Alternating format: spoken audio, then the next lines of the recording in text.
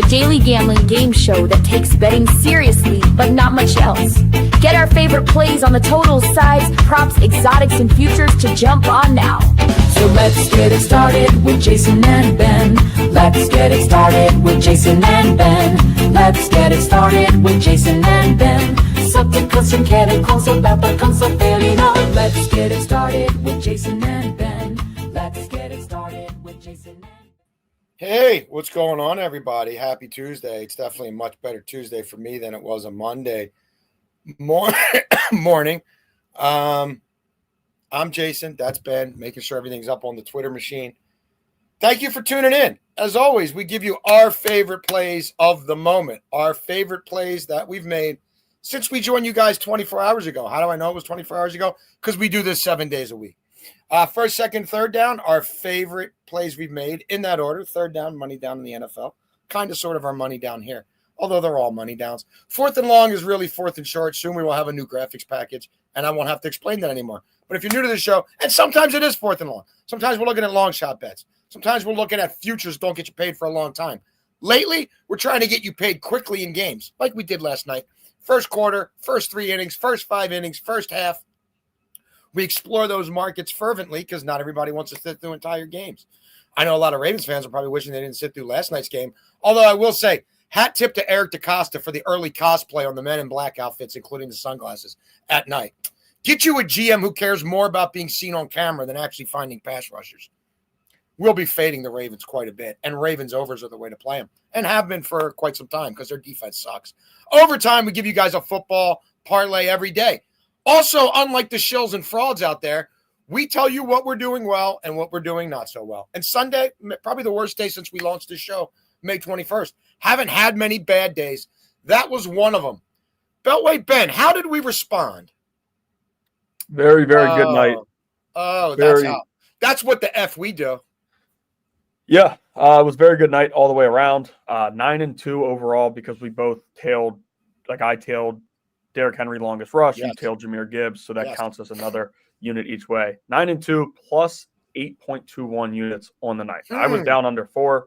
Got above 9 there. Mark Andrews anytime touchdown, almost plus 200 cashes. Jahmyr Gibbs over 84.5 rushing and receiving yards cash, and that was good at halftime. Rashad Bateman, a little bit of a slow start yardage-wise. I was pretty frustrated myself at halftime because I was going back and forth between Bateman touchdown or Bateman yards and Andrews touchdown or Andrews yards. Turns out both of them cashed both props. They both had big nights. And then the one loss, we also cashed a plus 147 parlay. The one loss we had was fourth and short, where we had Jahmyr Young's rushing yards in the first half. I was right. This Ravens run defense is not good. But it didn't get going as much. He needed 7 more yards in the first half. Unfortunate loss there. But again, it's hard to complain when you get above 9 units when you were under 4 to start that day. Yeah, I mean, look, that golf prop didn't hit. I love matchups for Laporta. Every time he threw to Laporta on third and fourth down, it was a completion. I love matchups for Ross St. Brown. He was used in run blocking a lot, but, Amon-Ra had no problem getting open, beating Marlon Humphrey, and making that happen. Jameson Williams, I thought would get deep a couple times, thought maybe would score one from outside the red zone. That didn't happen. Goff easily could have had 2 passing touchdowns in that game. The Ravens, as even losing Nnamdi Madubuike, they don't give up 3 rushing touchdowns very often. I was kind of thinking at least 28 points, 2 on the ground, 2 through the air. Can't win them all, but we win a whole hell of a lot around here. Die Bundesliga! Did you see Amon-Ra St. Brown? Did you catch any of the pregame there, Beltway Ben? I know you were doing your other job. How about him speaking fluent German? He's definitely a Bundesliga guy. I don't know if they're Bayer Leverkusen. Like they kept saying his family's from Leverkusen. I don't know if he's a Bayer Leverkusen guy. He should be betting Bayern. Well, he's probably not allowed to. But if he was allowed to, Bayern Munich overs. That's the super Discord. Every play we make in real life, we log in the Discord as soon as we make it. Things are going pretty well in the Discord. Me, Beltway Ben, Eric Casillas. You can download that. EK's got a bunch of different ways for you to sign up. But look, Beltway Ben, we can't live in the past. Onward and upward. You, as always, my fine feathered friend, have the honors of taking us to first down.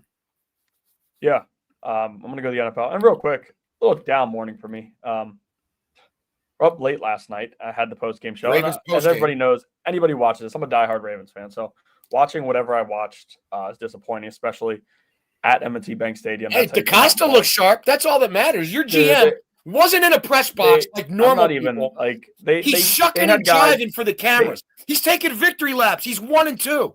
Fraud. They had guys who usually not show up. It was pathetic and pretty frustrating.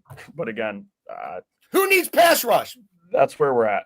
They've got all the corners. They've got all the overpaid corners. You don't need pass rush.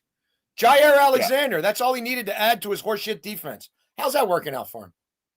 Yeah, they also sucked on both sides of the ball. He scored 30, 1 touchdowns late against Prevent. And Lamar Jackson, again, at some point the defense has to bail him out, but I don't know. I don't know if he's dealing with something. I don't know he was indecisive, didn't want to run as much. So unfortunate, but again. They muddle rushed pretty good. Rosengarten got his ass whipped once they started just letting Hutchinson. Yeah, but he was slow running the ball. Him. Look, they caught him from behind, like they frustrated him. Derrick Henry might be cooked. And guess what? Yeah. If he's cooked, they still have to placate him. They've got to still force feed him. They got to make him feel good about himself. Here, throw an option pass. You almost killed the game there. Like, I got news for you. They need to run more offensive plays. They need to give a 2-minute and 4-minute look more often. And they need to have a running back on the field who can actually catch the ball and pass protect. That ain't Derrick Henry. And if that offensive line is as horseshit as I think it is, you better have the screen game in play first, second, third down. That ain't Derrick Henry. First down for me. Oh, no, you didn't give your bet yet. I haven't given out first round play. You took the whole segment there. I was just talking about the Ravens game. But here we go. A.J. Barner, 15-plus receiving yards, over 14.5, however you want to look at it. He's the only tight end in the NFL with over 70% of offensive snaps. It's pretty crazy. And I get it. They drafted Elijah Arroyo. He's dealing with a groin injury. This guy's usage in year 2 has been crazy, whether they have him as a blocker, they have him in the passing game. He's 4th-round pick from 2 years ago. But Michigan tight ends in recent years have really started to turn out. I trust him here. 4 catches for 49 yards in the last 2 weeks after having just 1 catch on 2 targets in week 1 for 0 yards. They're facing a Cardinals team that's allowing the most receiving yards to tight ends in the NFL. I think Barner catches 2 passes here. If he catches 2, it should be no issue getting him over this 14.5. So I like Barner over 14.5 receiving yards. Yeah, I've done a lot of work on that game. I think there'll be a couple Seattle pass catchers who are going to feast.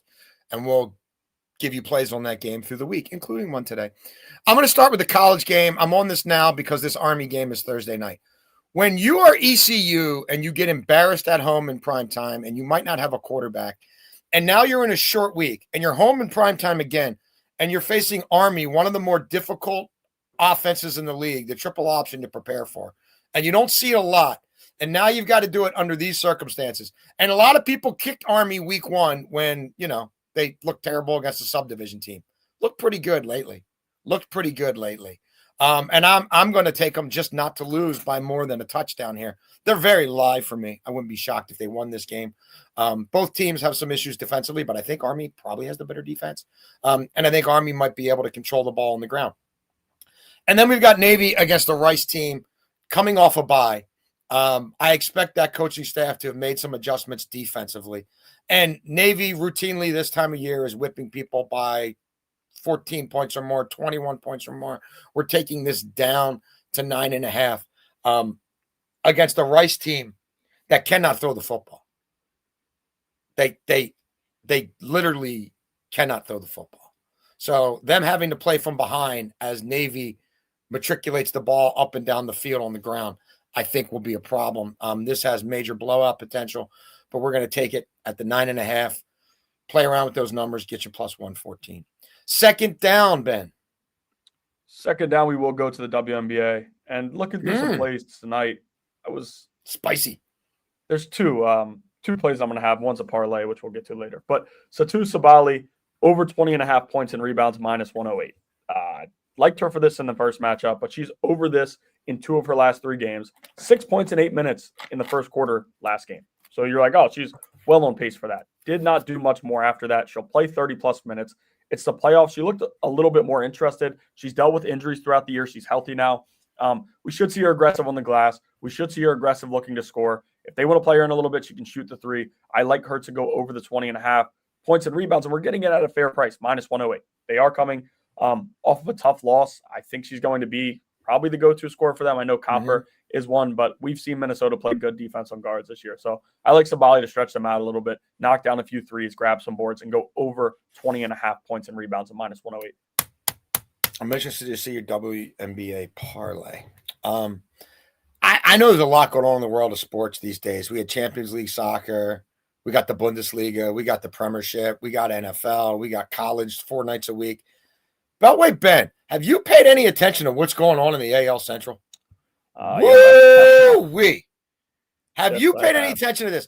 Do you remember way back in the early days of this show when I told the people, I laid out all the positions I had on the Motown Tigers, right? On the Tabbies, on Detroit, and said, I'm a little fearful that they're not who I bet them to be and that the bottom could fall out in the second half. And I thought the team that would catch them at 18-1 at the time was the Kansas City Royals with cheese.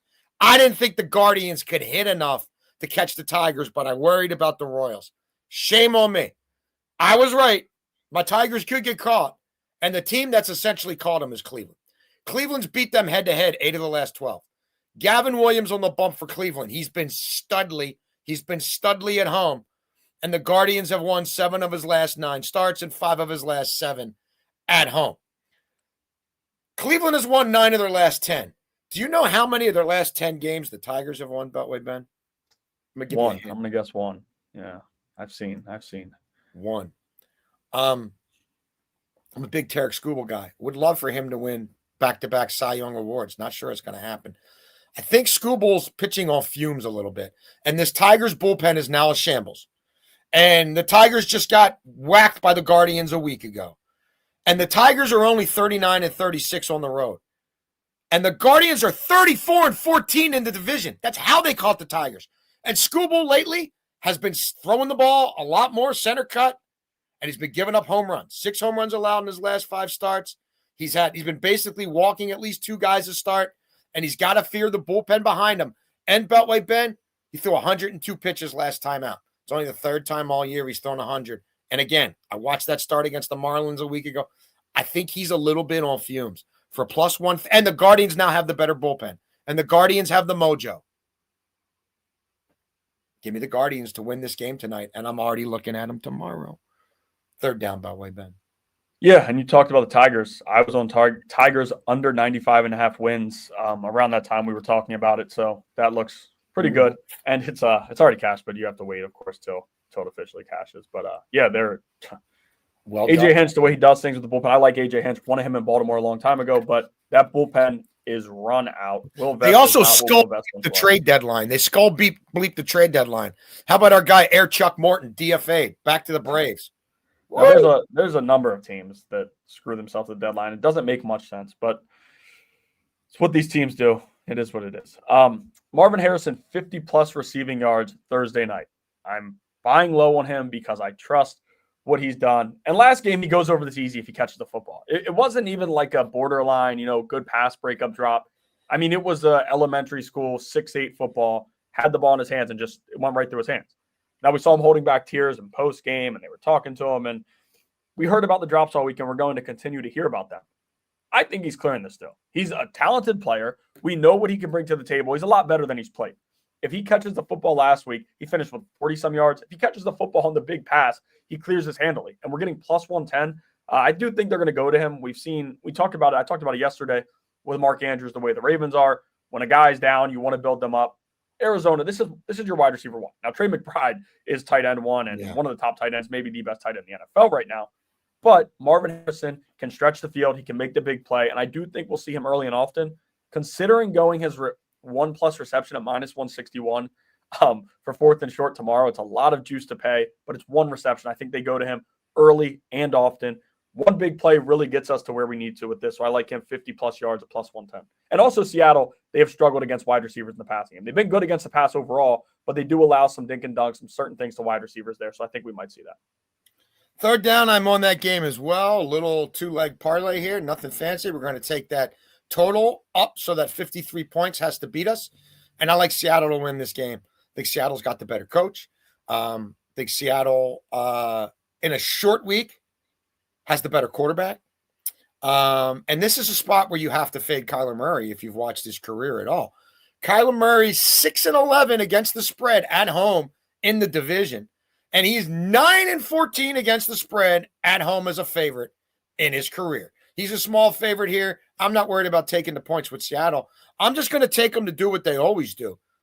Beat Arizona. They beat them 7 straight times. They've covered 6 of those last 7 games, Beltway Ben.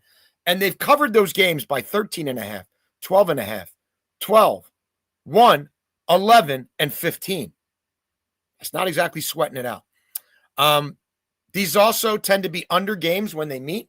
10 of the last 16 have gone under. And in a short week with not a lot of prep time and Arizona's run game having to be reconfigured without Connor and Arizona having injuries to some key defensive players and Arizona just not looking special to me defensively at all. But Seattle, short week, Darnold on the road. How crazy do you want to go there? I think this game follows the trend. And the trend is these are the points scored the last 8 times they played. 48, 22, 41, 30, 52, 28, 58. So one of those would have beat me in the last 3 years, but just one of those. I think McDonald on the road wants to run the ball. I think he'll be able to run the ball a little bit. And Seattle's defense, I'm buying, and I'm buying in this spot against Kyler, who comes up small. Sorry, I'm short too. When he is expected to win, that's when we fade him. 4th and short, Beltway Ben. Again, I'll get back to it. I'll say it a couple times. 4th and shorts have not been friendly to me. That's last night. We have 1 loss, 4th and short. I do like NFL first half things, though, that I'm going to start looking into a little bit more. But here we're going with a WNBA play, and I was going to stay away. I was going to stay away. Aaliyah Boston, she missed a free throw the last time we took her. But we're getting her at minus 108, so I was fine taking it. If it was minus 120, minus 130, I wouldn't have played it. Minus 108, I'm fine playing it here. We need 2 layups. She cleared this in game 1. She scored 6 points in the game, 4 in the first quarter. Cleared in game 1. We know what they are defensively inside. This is a favorable matchup for her. And you have to imagine Hammond is going to be going all out, have that defense ready to stop Kelsey Mitchell. Because Kelsey Mitchell got going and was dominant, scoring every way she wanted. That should open the door, whether it's pick and roll and they jump Kelsey Mitchell to keep the 3 away, Aaliyah Boston to the basket. Now, Boston is a little tentative sometimes. We see assists. I'm trusting her to make 2 layups here. And if she gets to the free throw line, just knock down 2 for me. Again, if you have kids who play basketball, teach them layups and free throws because one of the biggest issues I see. Free throws make me so mad. They're free. It was something I always put a lot of emphasis on when I played. I don't understand why we see, a lot of players. Again, but she's also a forward. It's forwards and centers also struggle a little bit from the free throw line in general. It's all touch. But I do think we get 2 layups here. She clears it. And I will tell you again, 4th and shorts, that's been one area that I've struggled. But at minus 108, this is too good for me to pass on. I'm not the biggest WNBA guy. Will we have a chance to bet on Camila Cardoso again? That's all I really want to know about. No. Is her season over? Yes. Her season's over. Yeah. Unfortunately. Yeah. That's me. When I tell that to Meatball, he's going to be crushed. Because that's Meatball's favorite player. That goes without saying. Yeah. I couldn't keep him down. Like he would just. It wasn't me. It was him. He would take my hand and put it on the stick and just. It was all Meatball. I was just along for the ride. Yeah. Well, there's an unlimited league. I don't know. Like that's an off-season league. I don't know if Cardoso. I'm guessing she's going to go overseas. I don't know about the unlimited league props. But if they have first quarter points in that if league. You're on it, then Meaty's on it, then I'm on it. That's the chain of command. I'll have to see. I feel like we need to bet her a few more times if she's definitely going to be Hall of Fame worthy. Oh, well, reach out to her agents and say, hey, you want to get in the WannaBet Hall of Fame? You got to play in another league. You got to find an off-season league. You can't wait until WNBA kicks up again. It gives us first quarter player props. Yes. Yes. It's time to nerf it up. You got to nerf it up. Nerf it up. Why do I like the nerfy so much here? Well, for a number of reasons. Beltway Ben, do you want to take a guess as to which team in all of Major League Baseball has the highest road nerfy percentage in the entire 30-team league? Which team has the highest nerfy rate on the road? I'll give you one guess. Maybe the Mets? Oh, the Metropolitans. You nailed it. 45-30 to the Nerfy on the road. The Cubbies at home, 42-33 to the Nerfy. Top 5 in Major League Baseball. Both have leaned Nerfy lately. It doesn't look like it's going to be a forecast in Wrigley that has me pooping my pants. David Peterson on the road, Beltway Ben. He's pitched 14 times. He's given up 2 earned runs in the first inning on the road all season long. 163, 226, 286 slash line against Peterson in the first inning. Is there some pop in the top half of that Cubs lineup? There is. As long as he can avoid, I don't even want to wish it into existence. As long as he can avoid something happening, I think we're good here. I'm not going to say what that something is. Your guy, Horton, he's had 10 home starts. He's only allowed 2 earned runs in the first inning at home all year. The Mets are pressing. The Mets are choking. The Mets are collapsing. They're Marlon Humphreying. They're Baltimore Ravens are ring. I like the first, yeah. So I like that. I think there's too many guys swinging out of their heels trying to win games with one swing of the bat too soon. And I think Horton, and also the thing about Horton, he knows there's always a quick hook coming for him. So he comes out steaming because he knows they might be yanking him in the 4th inning. So that's where we are. We're going to nerf it up. And 4th and shorts have frankly been really good to us. And the over hit last night, over 9.5 for the Ravens, over 9.5 for the Lions in the first half. Both teams have scored at least 10 points. They both got the 14. Could have been more. Overtime, Beltway Ben. Yeah. Real quick, Cade Horton better win Rookie of the Year. I know the Drake Baldwin thing, and I like Drake Baldwin. I interviewed him coming out of college. Very good player. But I already got screwed with McNaney. McNaney should have won Rookie of the Year. They took that one from him. PLL. How could they do that to us? Right. All that we do with PLL. And they take that from him. They couldn't rig that for Beltway Ben? The voters couldn't. You know what happened to him? He got Lamar. He did. Except he doesn't have 2 behind him. But he did get Lamar. I wonder if those voters complained as much as the MVP voters. Hard night sleeping. I'm only making this much money, but I couldn't even sleep at night thinking about this one. I'm just sick of some of these people, man. It's unbelievable. But we'll go to it. And it's usually no. I'll leave the names off. No, we'll leave the names. I'm not sure the names. Let me name the names. You got a long time in this industry. I'm cooked. Yeah. Let me name names. I don't give an F anymore. I frankly never really did. Yeah, I was about to say that's where I'm at. I'm washed. Let me do it. I'll take the hits. Yeah, but if you make a wild comment, I think I should call you out on it, But whatever. We will get to. Yeah, have I made any wild comments? You should definitely call me out. No, not you. Oh, I would call you. Oh, not you. Oh, you mean people in general? Yeah. I'd say wait a little bit. Wait a little bit. Yeah, okay. There'll be plenty of time for that. I listen to you. I'm younger.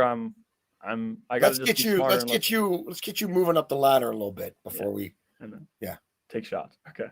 Yeah. All right. WNBA parlay here. We usually do NFL or football parlays, college football, NFL, whatever. Here we're going WNBA. Jackie Young, 15+ points. Aaliyah Boston, 6+ boards. Las Vegas Aces money line, plus 106. If the Aces lose tonight, I'll be shocked. Now you have to take down them in both road games. I don't see them doing that in Atlanta. I think that'll be really tough for them. I didn't like what I saw in the end of the Storm series from, game 2, the 4th quarter in that one where you blow a 10+ point lead to the whole game 3 where for a while they were on the fence. They fought back. They are the better team. They beat the Storm, who aren't very good defensively. And then you head into this one and lose by double digits at home. You have to think they're going to be ready to go. Now, everybody's on Asia Wilson. I get it. But we do see a lot of attention go her way. And I just wanted to stay away from her because we went with her last series. We went with her double-double multiple times. Got screwed twice. But here we have Jackie Young, 15+ points. I like the matchup for her. She's aggressive scoring. Lexi Hall is going to be guarding her as she was in game 1, which was not good for Atlanta straight up. Boston has 6+ rebounds regularly. She did screw us in the last. I was going to say, I'm sitting here thinking, wait a minute. I thought, yeah. I was waiting for it.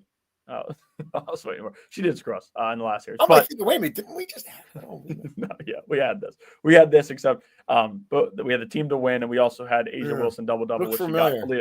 Aaliyah Boston had 5 rebounds and didn't play the 4th quarter. Huh? Yeah, that's what I thought. WNBA playoff blowout. I don't think we see a blowout here, though. But 6 rebounds. She's done actually in the first 3 quarters of like 3 or 2 of her last 2 games. She's been aggressive on the glass. Natasha Howard, we're seeing her minutes go down a little bit. Boston's going to be out there. They like her matchup with Asia Wilson. So 6 rebounds shouldn't be an issue. Again, I'm expecting her to play the 4th quarter, though, guys. Hopefully she does. And then the Aces on the money line, as I said. You can't lose 2 at home in this series in a best of 5. Little under parlay for me here in the NFL Beltway, Ben. We've been doing a lot of 3-leggers and 4-leggers, and we've been doing okay with it, but these 2 games jumped out at me. I've been telling you guys for a while now. We were on the Texans early last week in the Super Discord. I don't mind this game at the normal number. Like I don't think we're getting 38 points in that Texans-Titans game. 2 horrible offenses, 1 dominant defense, 1 decent defense. But look, the Texans are under now in 13 of their last 19. They're under in 8 of their last 11 overall. They're under in 13 of their last 19 in the division. Texans don't have an offensive line. Titans don't have an offensive line. Did you see Brian Callahan ceding play calling duties? Yes. Yeah.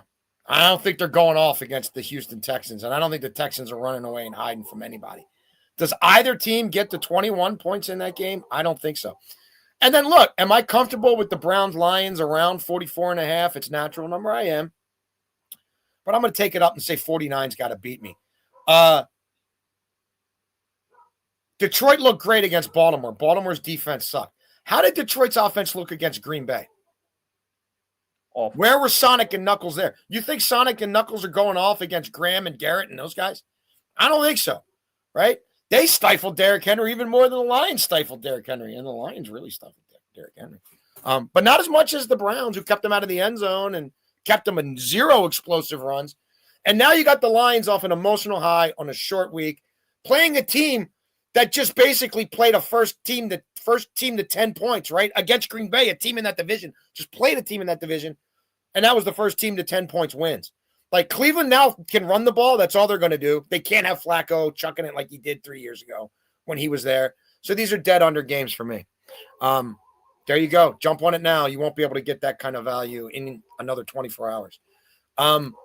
Noon tomorrow, regulation time.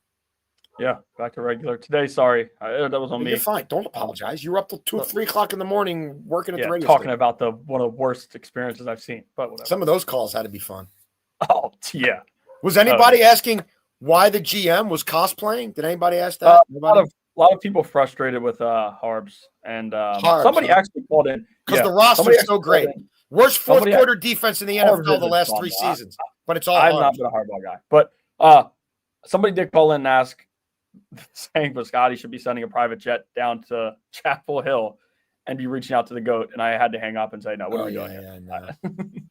I had to hang up. I was like, all right, never. Let's pump the brakes. I mean, although, look, for our purposes in the media, could you imagine if that shit show came Hudson to town? Running shots? She would be running the show. Like, I'm here for it. I'd rather see her on the sidelines than DaCosta dressed up like Men in Black. And I'm rooting for like it's Halloween. Go to the sit in the box like a real GM. I'm rooting for Super Bowl. Win something. I'm rooting for Super Bowl. I'm rooting for Super Bowl. Ben, speaking of win something, how did it go on the show last night again? Remind me, I forgot. How many units were we up last night? Just remind you know better than I. Over 8. We were up over 8 units on a 9-2 night. Wow. Damn close to sweeping the board.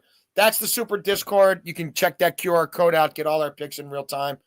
We'll see you tomorrow at noon because you want to bet and we want to bet, and why wouldn't you want to bet with us?